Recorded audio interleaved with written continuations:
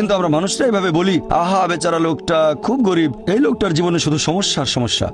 আর ধনীদের দেখে আমরা মুগ্ধ হই। আমাদের প্রিয় নবী বলেছেন যে একজন ধনী লোকের বেহেশতে প্রবেশ করা গরিবের চেয়ে অনেক বেশি কঠিন।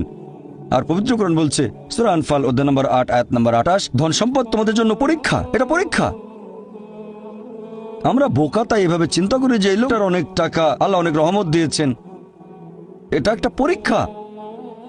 যদি এই রহমত ঠিক মতো ব্যবহার না করেন, এটা অবশ্যই রহমত, তবে এই পরীক্ষায় ফেল করার সম্ভাবনা অনেক বেশি। যেমন ধরেন বোর্ডের একটা পরীক্ষার প্রশ্ন, গত বছরের কথা, 2 বছর আগের কথা, 2002 সালের কথা।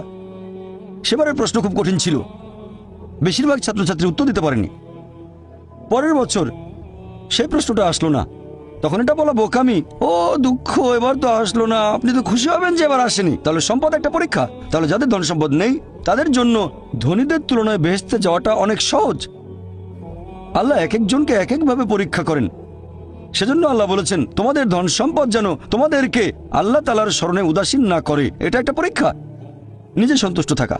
আর আমাদের নবী মুহাম্মদ সাল্লাল্লাহু আলাইহি ওয়াসাল্লাম বলেছেন, এটা আছে সহিহ বুখারীতে খণ্ড নম্বর 8 হাদিস নম্বর 447, নবী বলেছেন, যদি কারো কাছে একটা পর্বত সমান স্বর্ণ থাকে, সে এরকম আর চাই। যদি কারো কাছে এক পাহাড় স্বর্ণ থাকে, তারপরে সে আরেকটা স্বর্ণের পাহাড় চায়। আর সর্বশেষে তার মুখগহ্বর পূর্ণ হয় কবরের মাটি দিয়ে।